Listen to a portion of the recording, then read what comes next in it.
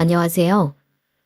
아직도 전처를 생각하면 어머니께 죄송한 마음이 가득한 40대 중반 남자입니다.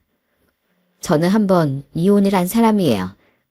그때 제 가슴을 정말 아프게 했던 건 아이들에게 엄마를 잃게 했다는 사실과 제 결혼으로 인해 어머니께서 많은 고초를 겪으셨다는 겁니다. 잘못된 제 선택으로 어머니께서 겪으셔야 했던 일만 생각하면 아직도 어머니께 죄송한 마음뿐이죠. 당시 제 결혼 생활과 제 인생 전반의 이야기에 대해 지금부터 일기를 쓰듯 적어 내려가 보겠습니다. 저희 부모님은 제 나이 18, 여동생의 나이 16살 때 이혼을 하셨습니다. 제 아버지는 가족을 자신의 뜻대로 하나부터 10까지 통제하려던 사이코 같은 사람이었어요. 아버지에 대해 말이 너무 심한 것 아니냐고 나무라실 수도 있겠지만 그 사람과 함께 살던 모든 순간은 우리에게 그만큼 지옥이나 다름없었어요. 우린 아버지가 정한 시간에서 1분도 어긋나지 않는 삶을 살아야 했고 아버지의 뜻에 거슬리면 우리 남매나 어머니에겐 어김없이 매가 날아오곤 했죠. 어머니, 아버지요? 밖에서 보면 아무것도 아닌 사람이에요. 밖에선 찍소리도 못하면서 만만한 가족만 쥐잡듯이 잡는 한심한 인간이라고요. 어머니, 저도 이제 많이 컸어요. 제가 지켜드릴 테니까 저는 아버지에게 짓눌려 살지 말고 이혼하세요. 우리 셋이서만 사람답게 좀 살아요. 저는 덩치가 커지고 철이 들며 어머니 계속해서 설득했습니다. 하지만 평생 아버지에게 눌려 사셨던 어머니는 선뜻 용기를 내지 못하셨어요. 그러다 제가 18살이던 어느 날 어머니 용기를 내어 아버지에게 이혼을 통보하셨죠. 그때 아버진 코웃음을 치며 어머니에게 손찌검을 하려고 들더군요. 어느새 등치도 힘도 아버지보다 크고 세졌던 저는 그런 아버지의 손목을 낚아챘습니다. 어머니한테 또 손 올리기만 해봐요. 어디. 그땐 이렇게 손목 붙잡는 걸로 안 끝날 테니까. 제게 힘으로 더 이상 안 된다는 걸 안 아버진 굉장히 당황한 표정이더군요. 전형적인 강약 약단이었던 그 인간은 움찔하며 뒤로 물러서더라고요. 그리곤 끝까지 자존심을 세우며 이렇게 말하곤 욕짓거리를 했죠. 그래, 이혼해. 이혼하고 당신이랑 똑같이 못 나빠진 애들 데리고 어디 한번 잘 살아봐. 나도 먹여주고 입혀주는 애도 모르는 버러지 같은 너희들 필요 없으니까. 그렇게 어머니는 큰 용기를 내어 이혼을 할 수 있으셨습니다. 어머니는 돈이 많던 아버지에게 꽤 넉넉한 재산 분할도 받을 수 있으셨어요. 그때부터 우리 세 식구의 평화로운 새 인생이 시작된 거죠. 어머니는 그런 환경에서 우리를 키운 걸 두고두고 미안해하셨고 항상 저와 여동생에게 이렇게 말씀하시곤 했어요. 나중에 너희들은 결혼하게 되면 항상 배우자가 어떤 사람인지 어떤 생각을 가지고 살아가는지 잊지 말고 존중해줘야 한다. 누구든 자신의 생각을 남에게 강요하고 남을 억압하면 못 쓰는 법이야. 어머니는 훗날 결혼을 하게 되면 배우자를 존중하고 이해하면서 살아야 한다고 하셨습니다. 어머니의 아픔을 누구보다 잘 알고 있었기에 우린 항상 어머니의 말씀을 가슴에 새기고 살았죠. 우리 세 식구는 서로를 의지하고 위로하며 상처를 치유해갔어요. 저는 부모님의 이혼이 우리 세 식구에게 언제까지나 좋은 일만 가져다 줄 줄 알았습니다. 하지만 세상 일은 뭐든 뜻대로 되지 않는 법이더군요. 미안하지만 동이군. 우린 이 결혼 허락 못하겠네. 우린 애지중지 키운 우리 딸 제대로 된 가정에서 자라지 못한 남자한테 시집 보내고 싶지 않아. 지금이야 모르겠지만 이혼 가정에서 자란 사람들은 나중에 다 티가 나는 법이네. 모친께서 얼마나 책임감이 없었으면 부모라는 사람이 이혼을 선택했을꼬. 저는 나이 29살 때 파혼을 한번 하게 됐습니다. 당시 예비 신부의 부모님이 제 가정 환경을 마음에 안 들어 했거든요. 다른 말이야 자식 걱정하는 부모의 마음이라 치고 어떻게든 이해하겠지만 제 어머니를 나쁘게 말하는 건 못 참겠더군요. 저희 어머니 제가 아는 사람 중 가장 책임감 있고 선한 분이십니다. 그랬으니 그런 아버지란 사람 밑에서 도망도 안 가고 자식인 우리 위에 남아 계셨던 거겠죠. 두 분은 운이 좋아서 저희 어머니나 저 같은 일을 겪지 않으셨겠지만 저도 동생도 어머니도 주어진 상황에서 최선을 다해 살아왔습니다. 조금 더디긴 했어도 제대로 살아가려고 한 발자국씩 걸어왔단 말입니다. 예, 이 결혼 안 하겠습니다. 남의 면전에 대고 이런 말 하는 분들 저도 제 장인 장모님으로 못 모시겠네요. 인사를 갔던 날 저는 그렇게 단호하게 말하곤 자리를 박차고 일어났습니다. 그렇게 저는 이혼 가정의 자식이란 이유로 파혼을 겪게 됐죠. 그때 가장 가슴 아팠던 건 집 앞에 찾아와서 용서를 빌던 예비 아내의 말을 듣고 어머니께서 제 파혼 이유를 알아버리셨다는 거예요. 내가 이혼한 건 너를 위해서라도 잘한 일이라고 생각했지만 그게 네 말목을 이렇게 붙잡았구나. 너에게 좋은 가정을 만들어주지 못해서 미안하다 동이야. 아니에요 어머니. 왜 제 파혼을 어머니 탓을 하세요? 전 괜찮아요. 어머닌 본인의 잘못도 아닌데 제게 오래도록 미안해 하시더군요. 다행히 3년 뒤 제 여동생은 좋은 시댁과 남편을 만나 무사히 결혼을 했어요. 하지만 그와 별개로 어머닌 저를 종종 안쓰러운 눈빛으로 바라보곤 하셨습니다. 그리고 파혼 4년 뒤 제가 오랜만에 연애 시작했을 때 어머닌 누구보다 좋아하기도 하셨죠. 난 동희 씨 그 자존감 높고 항상 자신만만한 태도가 너무 멋있더라. 리더십도 강하고 일도 잘하고. 동희 씨는 딱 내 이상형이야. 그때 만났던 사람이 바로 제 아내였습니다. 저는 그때도 지금도 같은 광고회사를 다니고 있었는데 아내는 당시 업무적으로 자주 만났던 의류회사의 직원이었어요. 저보다 한 살 어렸던 아내는 일에 굉장히 열정적인 사람이었죠. 아내는 당시 함께 진행했던 프로젝트를 마치고 난 뒤 제게 적극적으로 먼저 다가왔어요. 그런 당찬 아내의 모습에 매력을 느껴 우린 인연이 되었고 2년의 연애 끝에 결혼도 하게 됐습니다. 처음 결혼 생활은 행복했어요. 아내는 저희 어머니께도 잘하려고 노력해줬죠. 처가와는 딱히 좋지도 나쁘지도 않은 관계였는데 그건 서로 무관심한 처가의 분위기 때문이었습니다. 원래 무소식이 시소식 아니겠나. 키울 만큼 키워놨으니 이젠 자식들도 알아서 살아야지. 우린 우리대로 알아서 살 테니 자주 안부 전할 필요도 없고 자주 찾아올 필요도 없네. 장인 장모님은 아내의 동생인 처남이 대학을 가자마자 모든 지원을 끊고 귀농하셨다는군요. 아내와 처남은 아르바이트를 하며 자신들 손으로 대학을 졸업하고 자립했다고 했죠. 아내는 학창시절에도 크게 부모님의 관심을 받지 못했다고 하더군요. 난 부모님 사랑 받고 사는 친구들이 가끔은 부러웠어. 그런 가정환경 때문인지 난 동생하고도 안 친해서 서로 명절 때 부모님 집에서 볼 때 말곤 연락도 잘 안 해.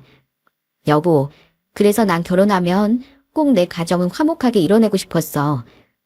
난 애들을 낳으면 일도 육아도 잘 해내는 멋진 워킹맘이 될 거야. 아내는 꼭 좋은 엄마가 되겠다고 웃어 보였습니다.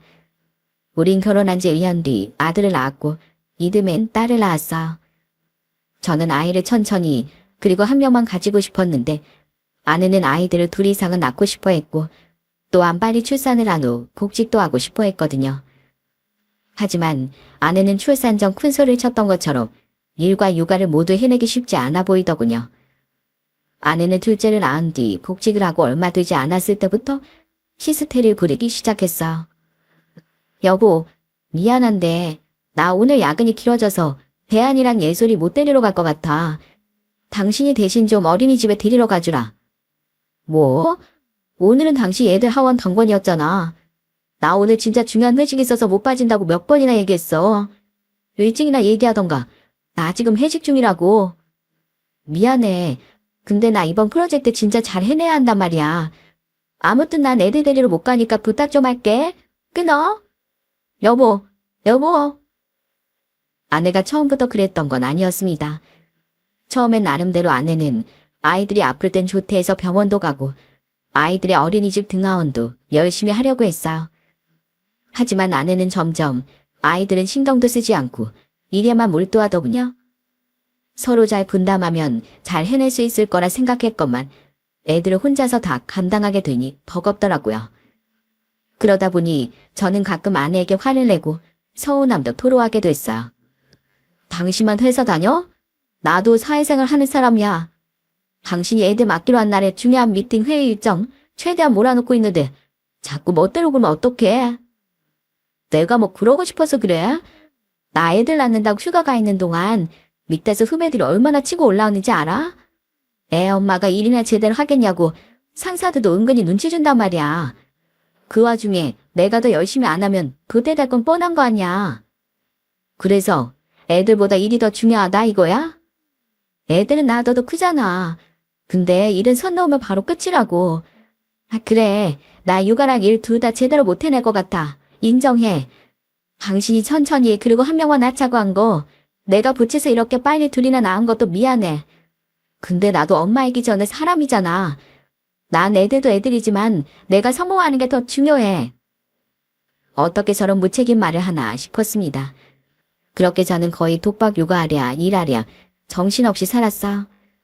그 와중에 걱정하실까봐 어머니께 말씀드리지 않으려 했건만 어머니께서 먼저 제게 전화를 주셨더군요. 동이야, 너 애들 돌보기 힘들면 엄마한테 말을 하지. 왜 아무 말도 안 했어? 네? 그게 무슨 말씀이세요? 너희 둘 다 일이 바빠서 애들 감당하기 힘들다며. 어머니 울먹이면서 전화 왔더라. 제발 애들 육아 좀 도와달라고. 시골 사는 안사돈께선 자신들에게 도움 청하지 말라고 진즉에 못 박아놨다며. 애가 얼마나 힘들었으면 나한테 그런 전화를 했겠니? 정말 기겁을 했습니다.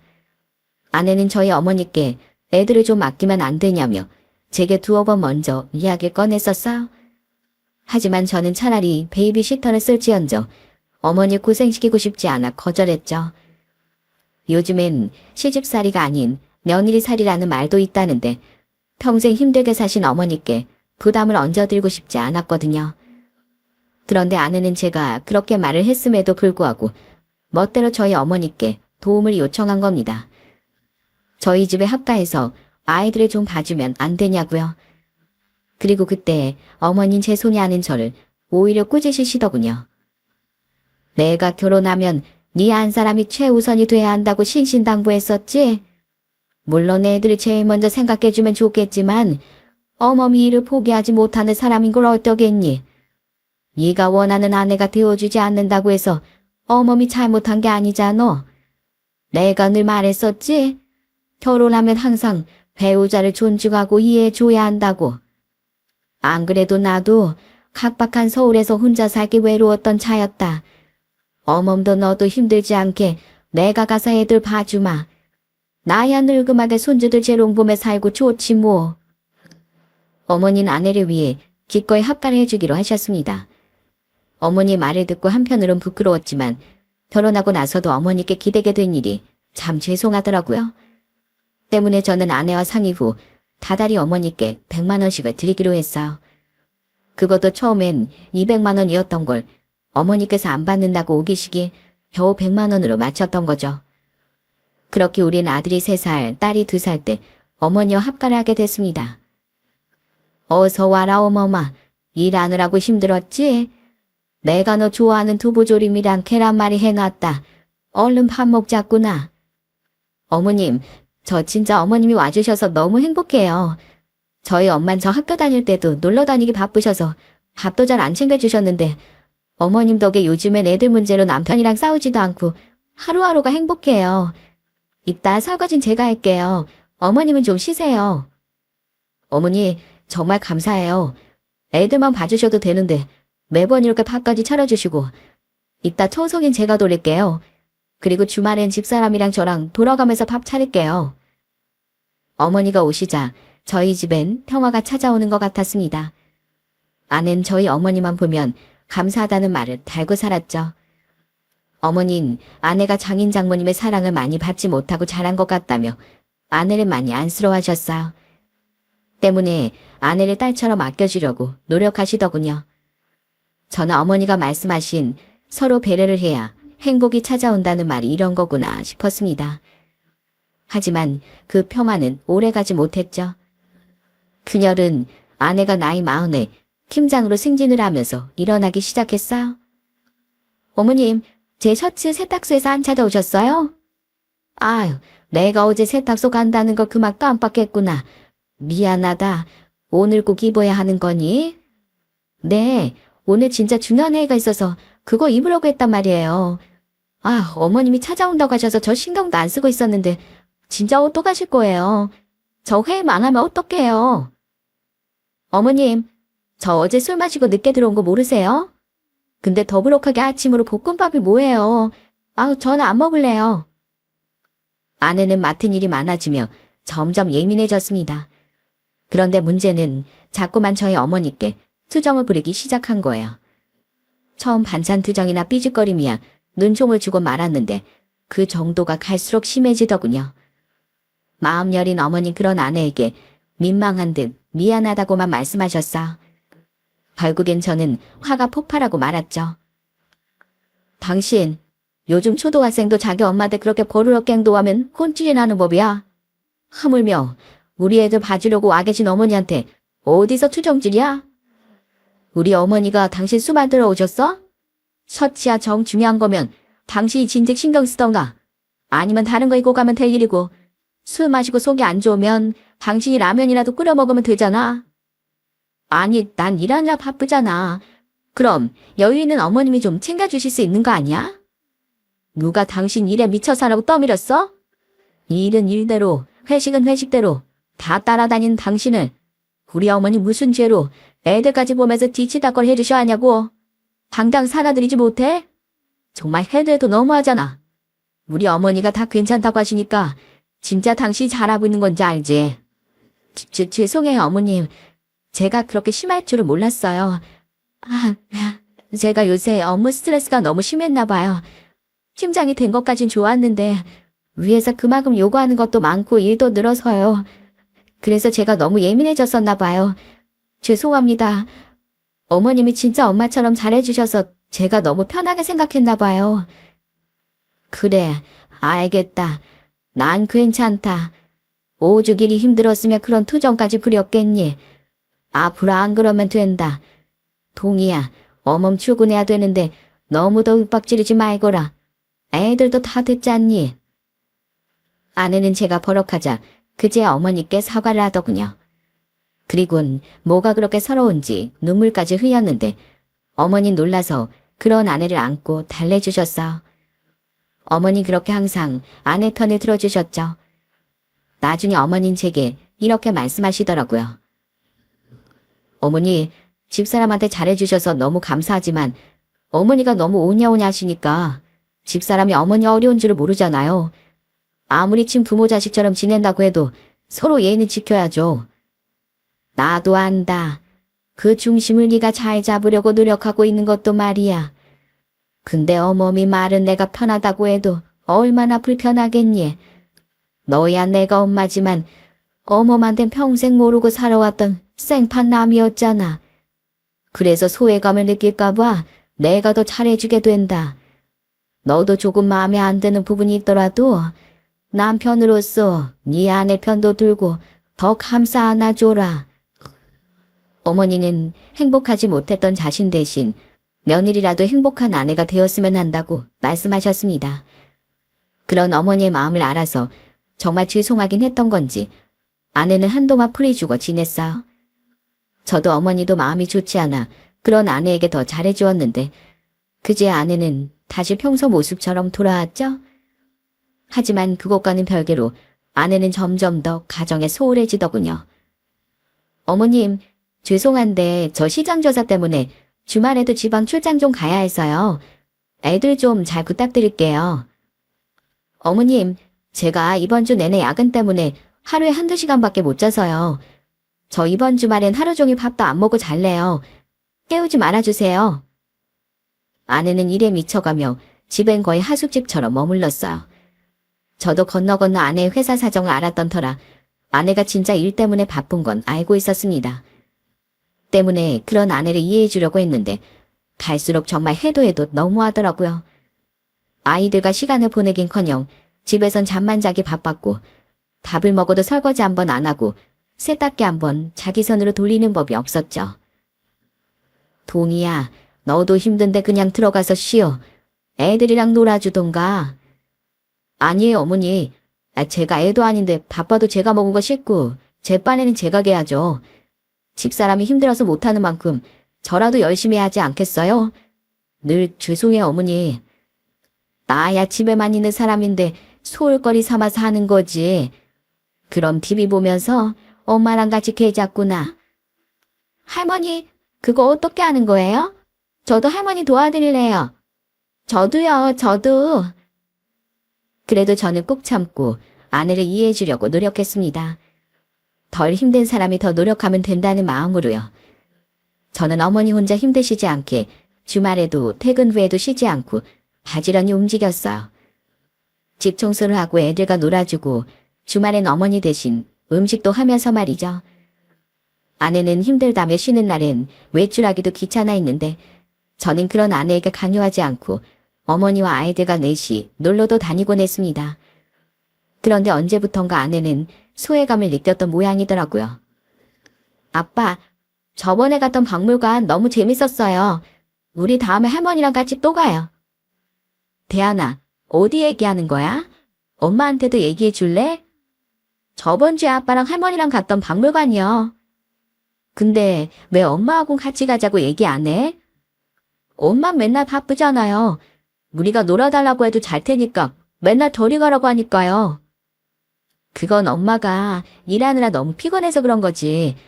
오늘 저녁에 엄마가 맛있는 거 해줄까? 우리 대안이 뭐 좋아하더라? 소세지? 아니요. 전 할머니가 해주시는 볶음밥이 제일 좋아요. 여보, 우리 애들 소세지 안 좋아해. 햄은 좋아하는데 소세지는 싫어하더라고. 그래? 근데 여보, 당신 구두 산지 얼마나 됐더라? 회사원은 항상 복장이 깨끗해야 되는 거 알지? 우리 내일 같이 백화점에 당신 신발 좀 사러 갈까? 아, 나 저번 달에 어머니랑 같이 외출해서 구두 2켤레나 샀어. 괜찮다는데도 어머니가 귀엽고 나한테 구두 사주시더라고. 내 구두가 많이 낡았다면서 말이야. 아내는 그제야 가족에게 다가오려고 하더군요. 하지만 평소 얼마나 관심이 없었으면 아내는 애들이 좋아하는 음식, 싫어하는 음식도 제대로 모르고 제가 한 달이나 신고 다닌 구두에도 전혀 관심이 없더라고요. 아내는 민망한 듯 웃으며 어머니께 이렇게 말했어요. 집에서 제자를 어머님이 대신 꿰짜고 계시네요. 항상 저 대신 애들하고 남편한테 잘해주셔서 감사해요, 어머님. 아니다. 너야 일이 워낙 바빴잖니. 그래도 이제부턴 저도 식구들 위해서 노력 좀 해야겠어요. 아내는 그날 이후 조금씩이나마 저와 아이들을 위해 노력하기 시작했습니다. 우리 아들, 딸 오늘 학교에서 소풍 가지? 엄마가 새벽부터 일어나서 솜씨 좀 발휘해봤어. 너희들 좋아하는 참치김밥으로 도시락 쌌지롱. 여보, 당신 것도 샀으니까 회사 가서 점심으로 먹어. 당신 이걸 다 쌌다고? 언제 이렇게 일찍 일어났대? 아유, 난 자느라 당신 일어난 줄도 몰랐네. 우리 대안이 예술이 좋겠다. 여보, 내가 오늘 일찍 퇴근한 김에 빨래도 하고 청소기도 다 돌렸어. 야근하느라 힘들었지? 아내도 김치찌개가 기다리고 있습니다. 평소엔 일찍 퇴근하면 피곤하다고 식이 아픈 사람이 웬일이래? 고마워, 고생했어. 물론 자주는 아니지만 아내는 가끔씩이나마 아침이나 아이들 도시락도 싸주고 집안일도 하려고 노력했습니다. 어머니는 그런 아내가 힘들겠다며 주말엔 아내가 손 하나 까딱 못하시게 하더라고요. 제가 해도 되는데 어머님. 그럼 부탁 좀 드릴게요. 역시 우리 어머님이 최고라니까. 여보, 오늘은 어머님 애들 육아에서 벗어나시게 우리끼리 놀러 다녀올까? 얘들아, 오늘은 할머니 대신 엄마랑 아빠랑 놀러 갔다 오자. 할머니 없이요? 싫은데 할머니도 같이 가면 안 돼요? 에이, 할머니도 가끔 쉬셔야지. 안 그래요, 어머님? 그래. 이 헬민 집에서 좀 쉴 테니까 오늘은 엄마랑 사이좋게 놀다 오렴. 아내는 그런 어머니께 고마워했어요. 또한 어머니께는 육아 좀 쉬시라고 말하며 평소와 달리 먼저 아이들에게 놀러 나가자고 권하기도 했죠. 저는 그렇게 아내가 늦게나마 달라진 줄 알고 기뻤습니다. 아니, 그땐 그런 줄로만 알았어요. 아내 안에서 활개를 치고 있던 시커먼 마음은 꿈에도 모르고 말입니다. 우와, 할머니, 여기가 진짜 예솔이방이에요? 그래, 이제 할미랑 둘이 같이 쓰는 방이 아니라 예솔이 혼자 쓰는 방이 생겼구나. 좋지? 제 방이 생긴 건 좋은데요. 그래도 잠은 할머니랑 같이 잘래요. 전 할머니 옆이 좋아요. 저도요, 할머니. 전 어른 돼서도 할머니 옆에서 잘 거예요. 우린 아이들이 9살, 8살이 됐던 늦가을에 이사를 했어요. 아이들이 커가며 각자의 방이 필요하다고 생각해 방 4개짜리 준 신축 아파트로 집을 넓혔던 거죠. 서울 외곽에 위치했던 아파트이긴 해도 저는 빌라에 살았기에 브랜드 아파트로 이사가기까진 그동안 모은 돈 외에도 꽤 큰 돈이 필요했습니다. 그때 어머니는 흔쾌히 전에 살던 집을 팔았던 돈을 보태주셨어요. 그런 어머니의 돈과 대출을 껴서 우린 좋은 아파트로 이사를 갔던 겁니다. 그리고 좋아하던 우리 가운데 가장 들떴던 건 아내였어요. 좀 외곽이긴 해도 이렇게 좋은 아파트에 이사 오게 되다니 이제야 내가 진짜 성공한 것 같아. 이 거실 뷰 좀 봐. 화장실은 왜 이렇게 반짝거려? 여보, 나 너무 행복해. 아내는 자신의 SNS에 집 사진을 마구 올려댔습니다. 그리고 사진 아래엔 성공의 맛, 이러려고 지금껏 치열하게 살았지 등등의 자랑 섞인 말을 덧붙였더라고요. 솔직히 아내와 제가 돈을 못 버는 건 아니었지만 그렇다고 억소리 날 정도는 아니었어요. 때문에 그 집은 어머니의 도움이 아니었으면 꿈도 못 꿨을 곳이었죠. 그런데 오롯이 자신의 능력으로만 이사한 것처럼 게시물을 올리니 솔직히 떨떠름하긴 했습니다. 그렇다고 좋아하는 아내의 기분에 초를 치고 싶지도 않아 전 아무 말도 하지 않았어요. 그리고 그로부터 2달 뒤 아내는 직장 동료 5명 정도를 불러 송년회를 하고 싶다고 말했습니다. 내가 집 자랑을 했더니 다들 구경 오고 싶다지 뭐야? 당신도 준영 씨랑 혜원 씨 알지? 예전에 같이 프로젝트 했던 직원들 말이야. 겸사겸사 우리 결혼식 이후로 오랜만에 인사도 하고 좋잖아. 아내 말대로 그들 중 2은 저도 안면이 있는 사이라 흔쾌히 동의했습니다. 아내는 직접 송년회 음식을 하겠다며 직장 동료들을 초대한 금요일엔 연차까지 냈더라고요. 그날 어머니는 아이들이 학교가 끝난 뒤 애들과 함께 여동생의 집에서 하루 주무시고 오기로 하셨어요. 겸사겸사 수연이네 애들도 보고 오려고. 대안이랑 예솔이도 자기 사촌들 보면 좋아하잖아. 그러니까 너흰 집에서 편하게 술도 마시고 놀려무나. 저와 아내는 어머니의 배려에 감사했습니다. 그리고 금요일 아침 회사에 출근한 저는 상황을 보고 점심 전에 조퇴를 하기로 했어요. 마침 회사가 바쁘지 않을 때라 상사분께서 배려를 해주신 거죠. 덕분에 저는 일찌감치 가서 아내를 돕고 어머니와 아이들을 여동생 집에 태워다 주려고 집으로 향했습니다. 그리고 그날 조퇴란 것이 제 인생을 뒤바꿔준 신의 한 수였어요. 아직 이 사람 장고로 안 나갔나 보네. 집에 들어간 저는 현관에 놓인 아내와 어머니의 신발을 보고 아직 2사람이 집에 있다는 걸 알 수 있었습니다. 당시 우린 이사를 하며 신식 도어락을 설치했었어요. 그 도어락은 모음 모드를 설정할 수 있었죠. 우린 평소 야근이나 회식 후 늦게 들어오는 일이 많은 아내 때문에 다른 식구들이 잠에서 깰까봐 항상 무음 모드로 도어락을 설정해놨습니다. 그날도 도어락은 무음 상태였기 때문에 아내와 어머니는 제가 들어가는 소리를 듣지 못한 것 같더라고요. 그리고 아무 생각 없이 짧은 복도를 지나 거실로 향하던 저는 충격적인 광경을 보게 됐어요. 어머님, 이따 애들 학교 끝나면 제가 데리러 갈 테니까 어머님은 집에서 송년회 음식이나 하세요. 애들 데리고 놀이터에서 좀 놀다 들어올 테니까 그 안에 다 끝내놓으시라고요. 애들 학교 끝나면 네 시누이 집에 가야 하는데 그거야 음식할 거 다 하고 애들 아빠 집에 오기 전에만 가시면 되잖아요. 어머님 지금 음식하기 싫어서 빨리 도망가시라는 거예요? 왜요? 음식하기 싫으세요? 저는 선명한 아내와 어머니의 목소리와 함께 마주보고 있는 2사람의 옆모습을 볼 수 있었습니다.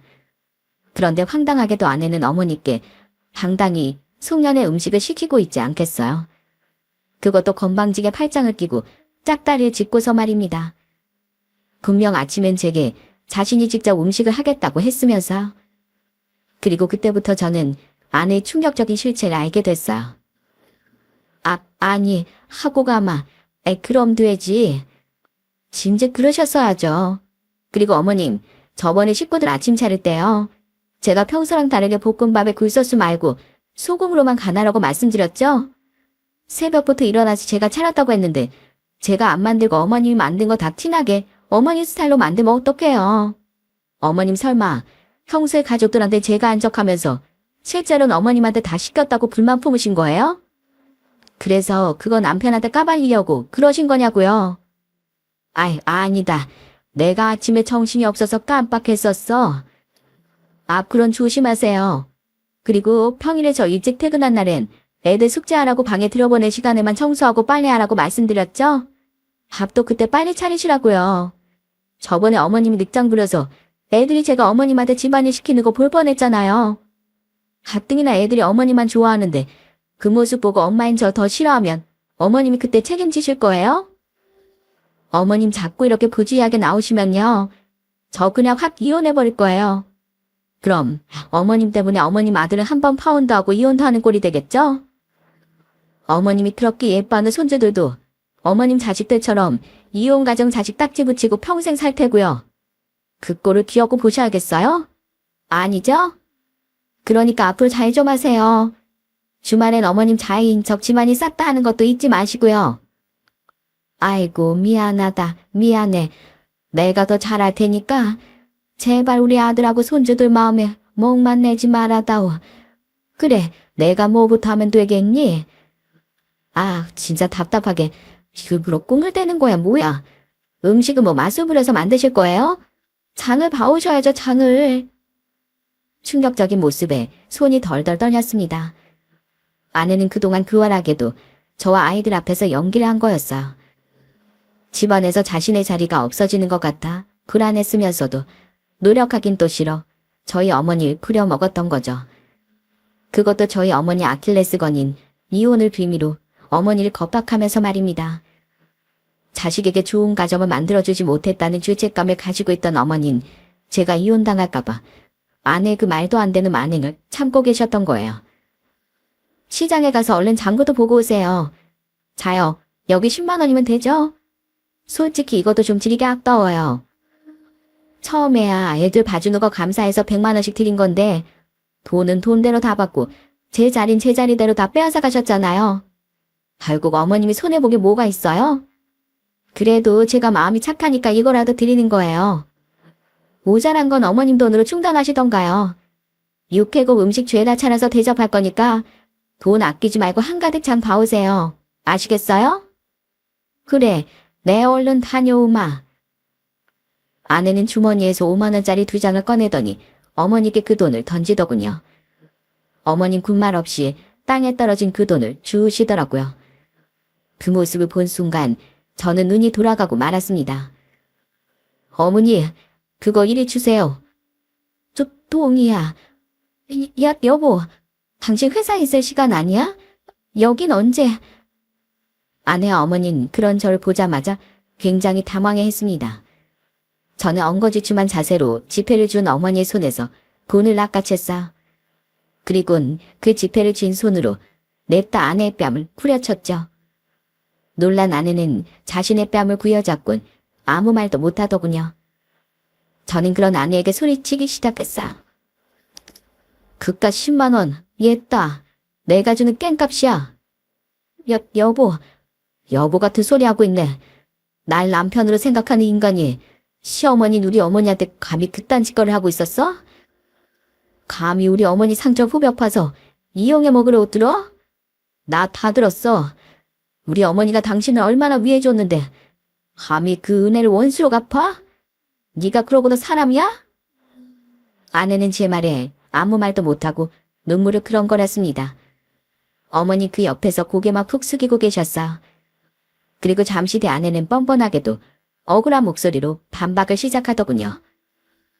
네, 내가 오죽했으면 그랬겠어. 그래, 내가 어머님한테 심술 좀 부렸다. 회사에서 맨날 이리 치이고 저리 치이지. 가뜩이나 스트레스 쌓여 죽겠는데 집에 와서 어머니만 보면 짜증이 났어. 난 열심히 살고 있는데 왜 편하게 사는 어머님은 돈도 받고 가족 의사라고 듬뿍 받아? 왜 다들 나는 안중에도 없고 어머니만 챙겨? 그래서 붕크리도 하고 싶고 겸사겸사 내 자리도 다시 찾고 싶어서 그랬어. 그걸 말이라고 하냐? 당신 자리 당신이 찾고 싶으면 당신이 직접 노력할 생각을 해야지. 어떻게 그런 못된 짓을 해? 그럼 일하느라 몸도 마음도 방전 상태인데 나도 쉬어야지.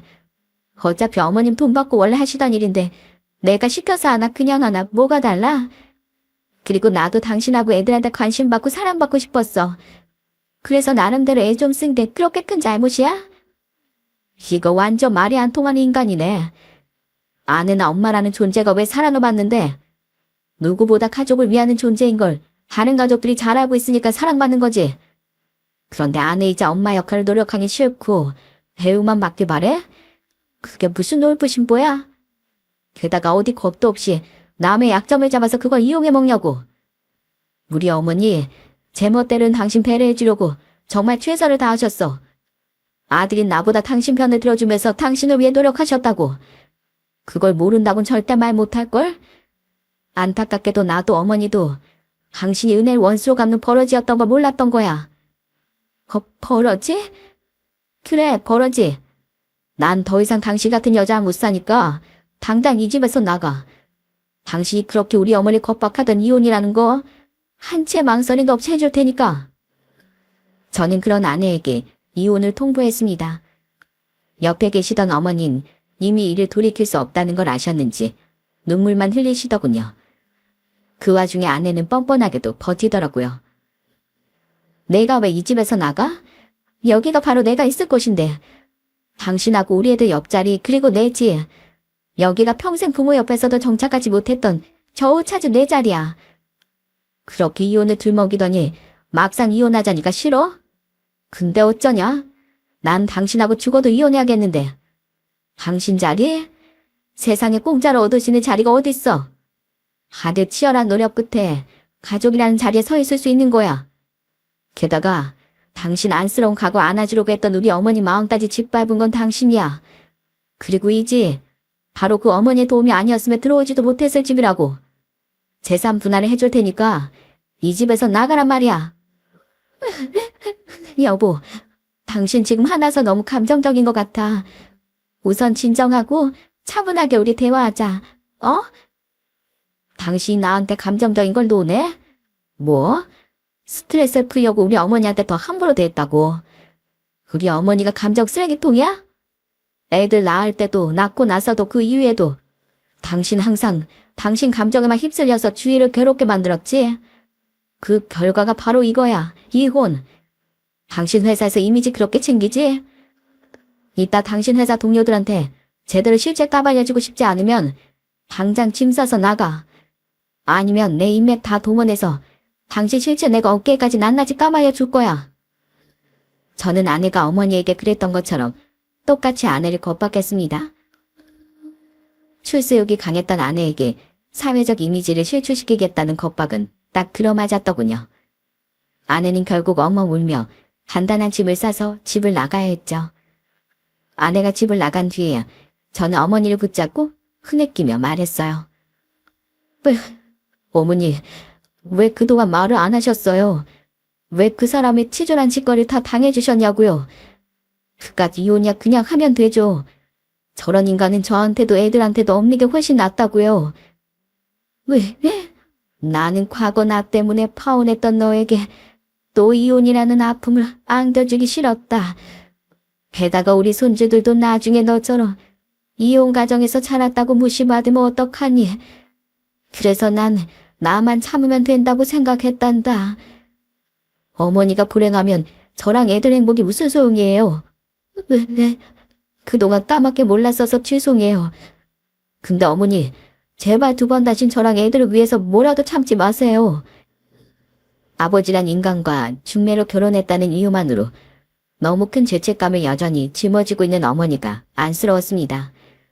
그런 어머니께 너무 죄송했어요. 저는 어머니를 안고 울며 다짐했죠.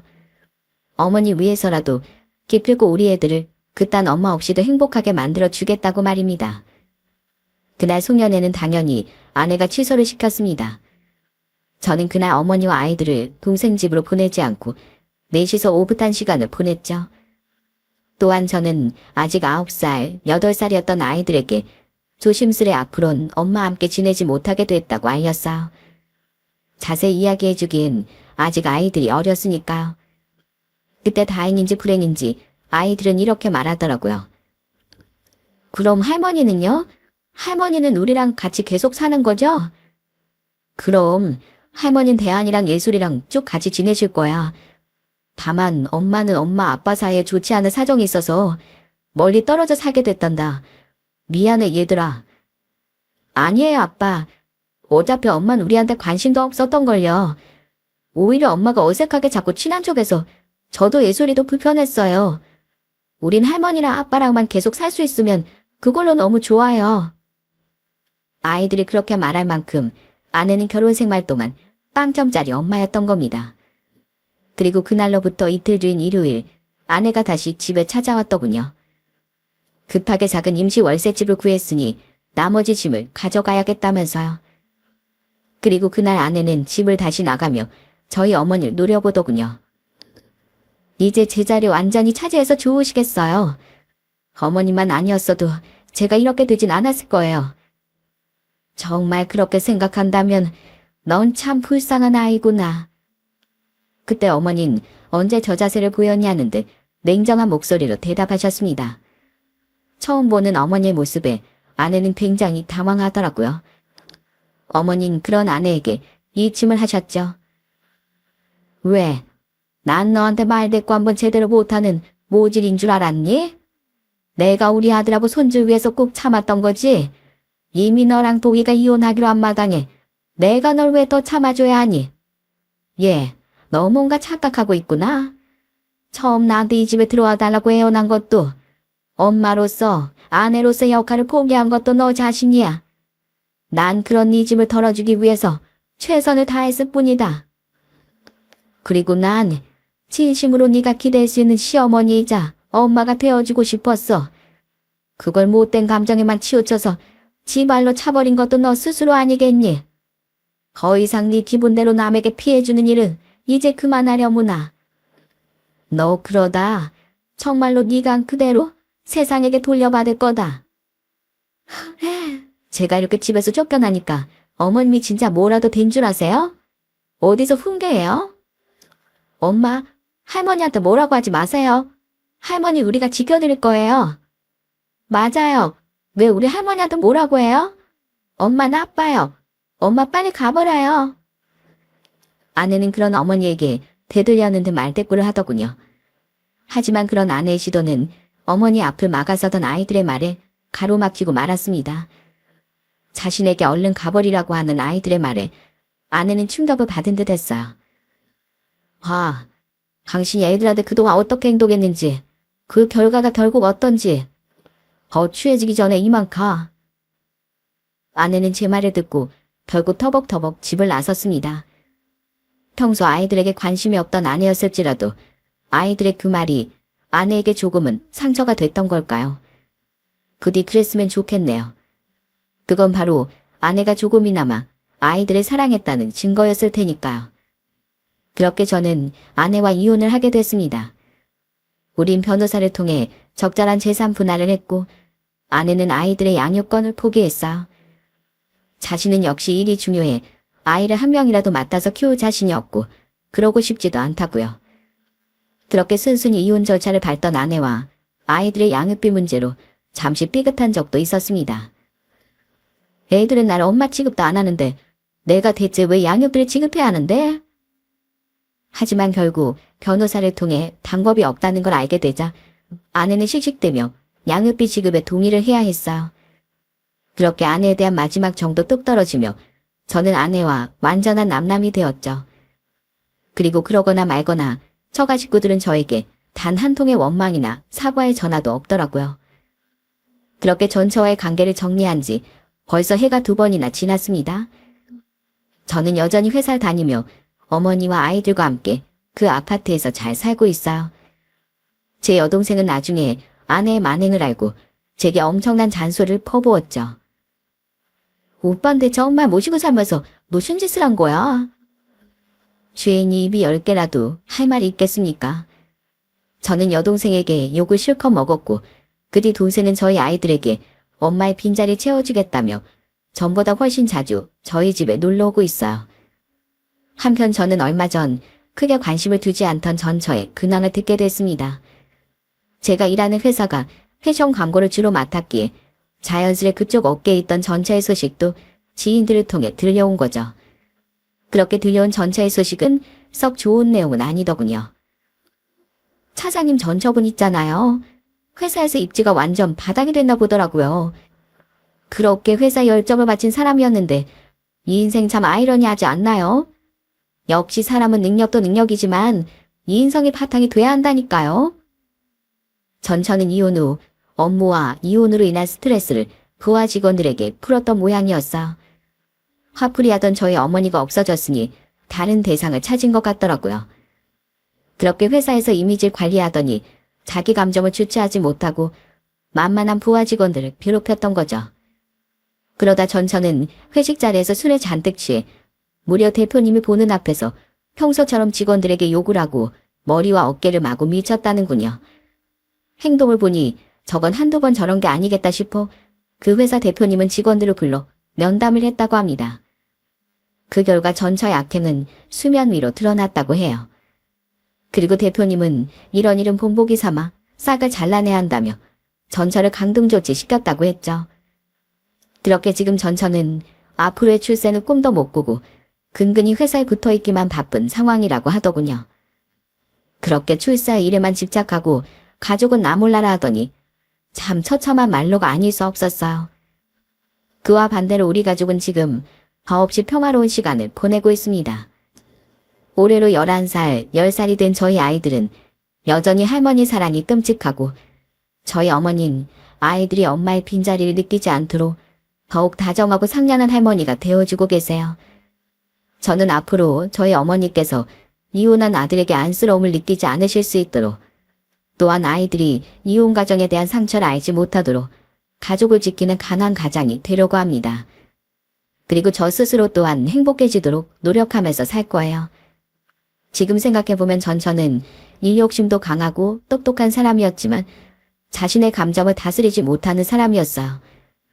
자신의 짜증과 화, 그리고 질투심을 주체하지 못하고 주변에 피해를 주다가 결국 스스로를 초라한 길로 이끌게 됐죠. 여러분, 자신을 다스리는 자가 진정한 승리자다 라는 말이 있습니다. 바로 저 말처럼 제 전처와 같이 자신을 다스리지 못한다면 비참한 결과를 초래할 수 있지만 스스로를 잘 다스린다면 자신의 삶을 보다 좋은 방향으로 이끌 수 있을 거라고 생각해요. 그러니 여러분께선 자기 자신의 내면을 항상 살펴보고 스스로를 다스릴 수 있는 진정한 승리자가 되시길 바랍니다. 그리고 저 또한 그런 사람이 되어 앞으로도 어머니와 아이들을 잘 지켜나갈 수 있길 응원해 주세요. 여기가